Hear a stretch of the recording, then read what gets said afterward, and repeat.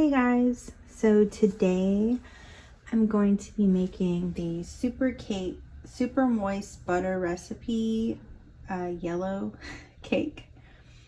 We have our cream cheese creamy supreme frosting. I got some butter, some eggs in a pan, and I'm going to make some cake today. So first things first, what I like to do is just read the back of the box. And I haven't cooked the cake in a while, so I'm going to get a little bowl.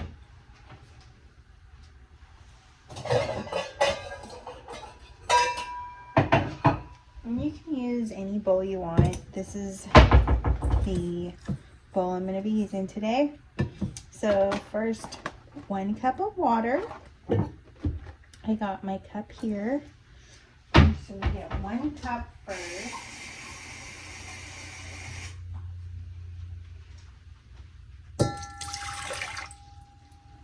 And then 3 eggs.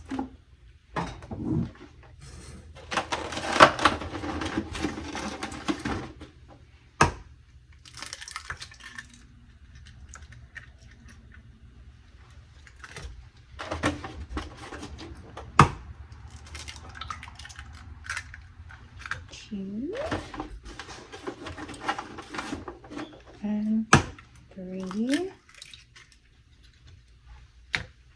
Okay. And we have a 1/3 cup of butter. So what I'm gonna do is I'll put the butter last. Well, actually, I guess I could do it now. So I'm gonna melt it first before I add it in here. So I'm gonna put 1/3. Gonna get a big scoopity doopity. Oh, and warm it up. So I warmed it up and it looks like I still need to add a bit more. Let's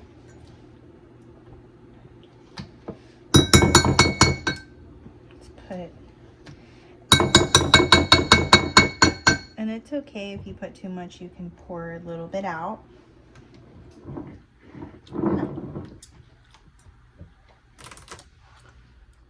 Alrighty, so we have our butter here. I'm gonna pour that in there.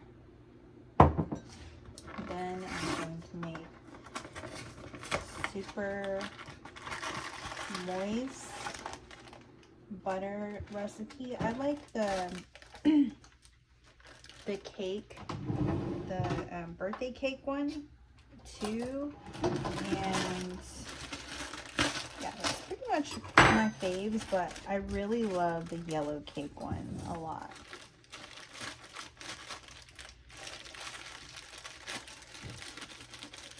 I think it's because it's extra buttery, and I just really love that buttery life. So I don't have any baking equipment really, because I don't really bake much, but when I do bake, I bake a cake. So I just have like just a few things, which I do want to start getting into baking, and eventually getting all of my baking stuff. But for now,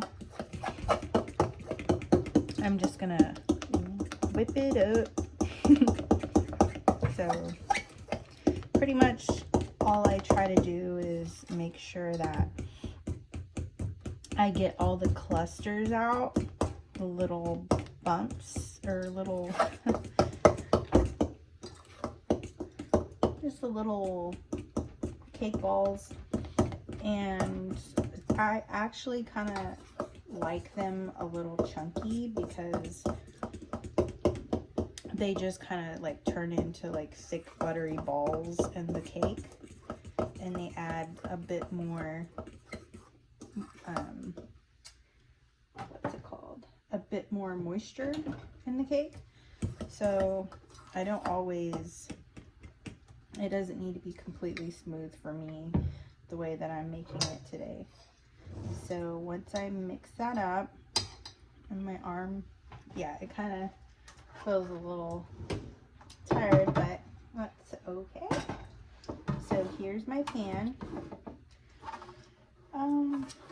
It says that you need a 13 by 9 inch pan, but this is a little bit smaller, but it's okay. It'll just kind of rise a bit higher. So I haven't buttered the pan, so usually I'll just get a little tissue. Oh, but before I do that, I'm going to preheat the oven at 325. And then I kind of just kind of go like that. And this is the way I think it was my grandma told me to just wipe the pan with butter. If you want it extra buttery, you can add more butter to make it, you know, extra buttery, but that's up to you guys. I think I put enough butter in there for today. So I buttered the pan. And then next, we are going to pour our batter in there like that. And then usually I will lick the bowl, but today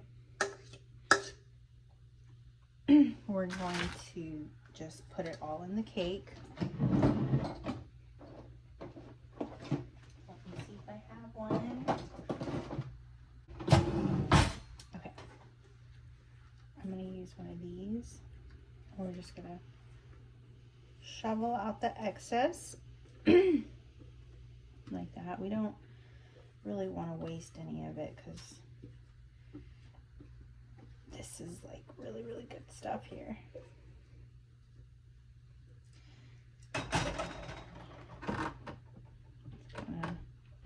Now, I think my pan's a bit bigger, but if I couldn't, I went to HEB and I couldn't find a pan that was the right size. So all the pans were bigger pans.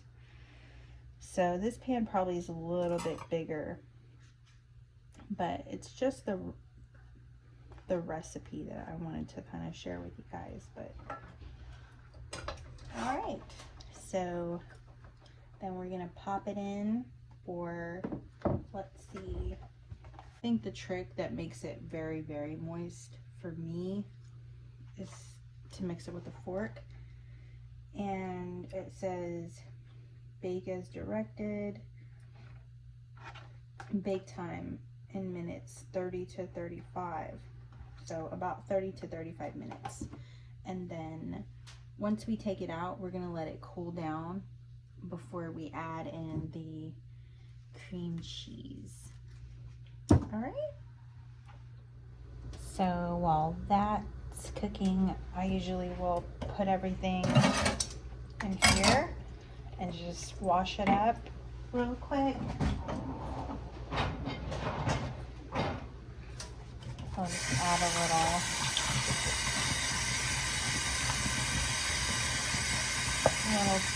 pomelo.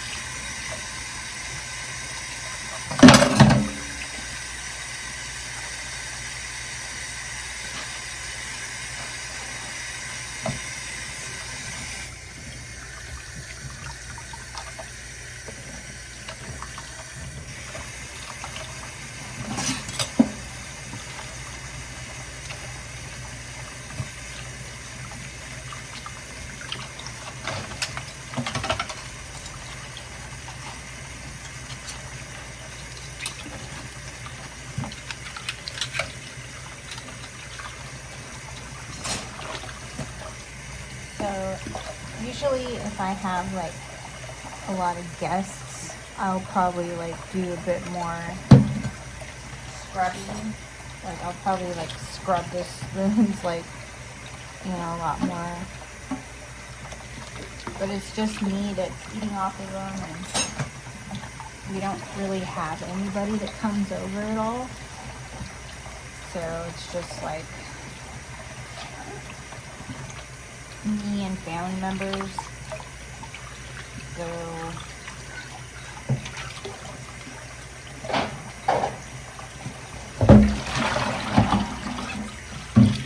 take off all the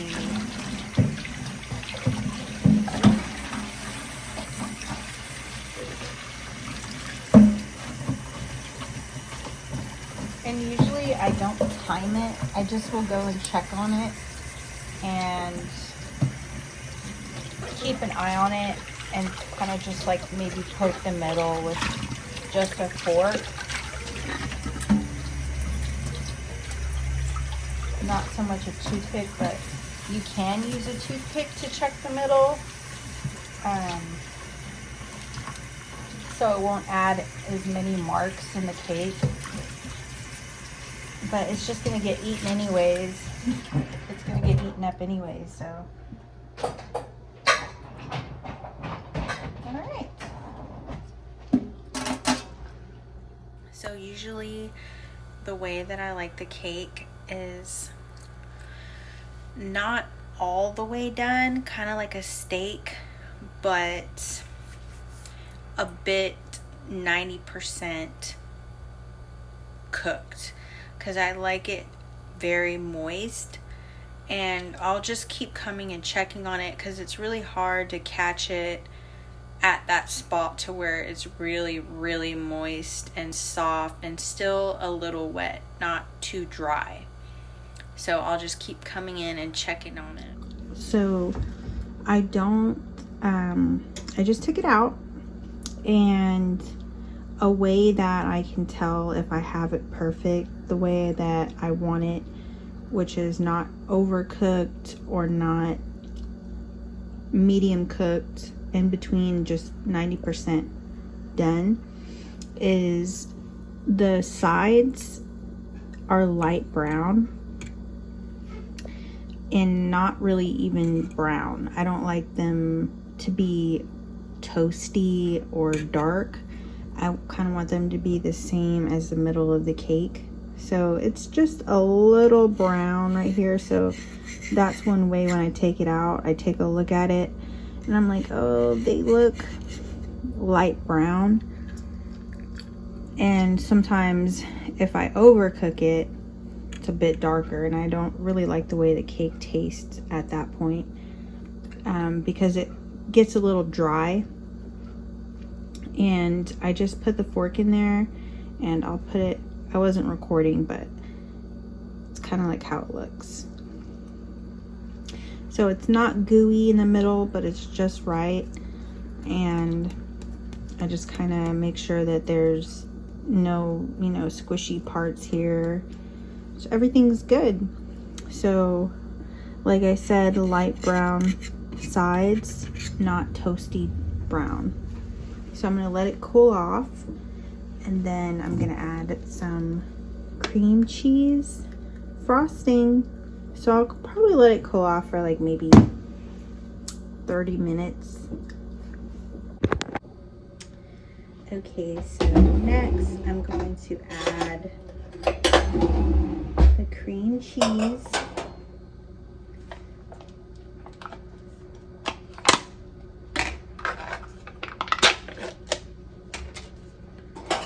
And I really don't like to put a lot.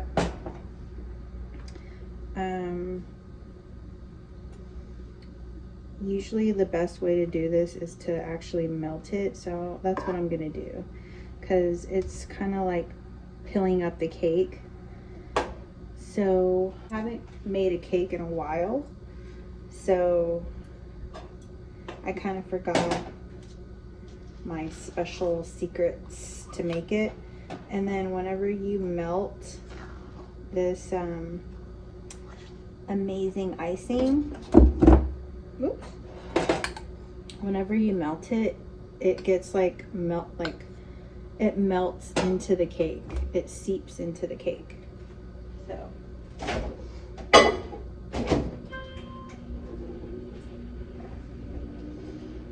So it kind of has like a marshmallowy flavor, and it gets very soaked in that yummy cream cheese flavor. Usually I like to add marshmallow kind, so it's kind of like this consistency, and then I kind of just, it's kind of like a toaster strudel is what I'm trying to go for right now. That toaster strudel vibe. Just notice how much easier this is to put on versus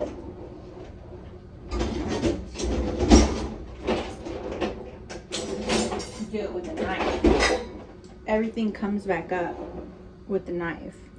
So that's why I kind of like to make it a bit more, and it's okay if you make a big mess. I'm making a big mess. I always make a big mess.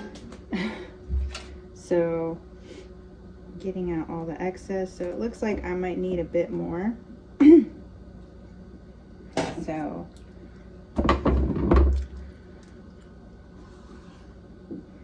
to cover the whole entire cake. And it's going to be extra gooey. When you eat your cake, it's going to kind of, it won't be as dry. It'll just be very gooey.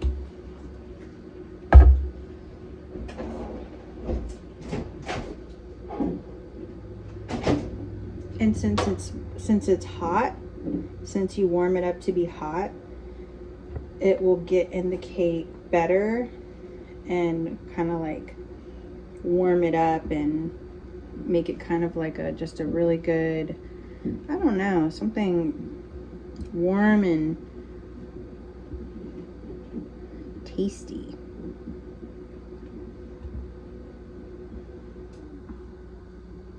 So I guess I could call it like an extra gooey recipe. It's kind of like more like a glaze than anything, I think. Like what I should call it, like a glazed cake. So I'll go ahead and cut it. So got my plate here.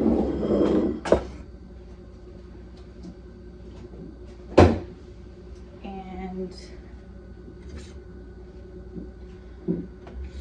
let me get my little knife right here. Ooh, it came out so good. And let me get my little,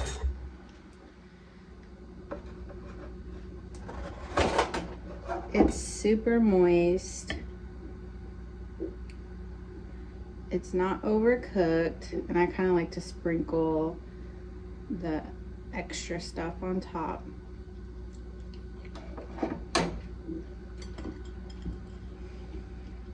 Look at it. And it kind of just like drips over and glazes over. Kind of like some shortbread kind of vibe. But that's it. So hope you guys enjoyed my recipe. Let me know what you guys think in the comments, and don't forget to like and subscribe. Bye.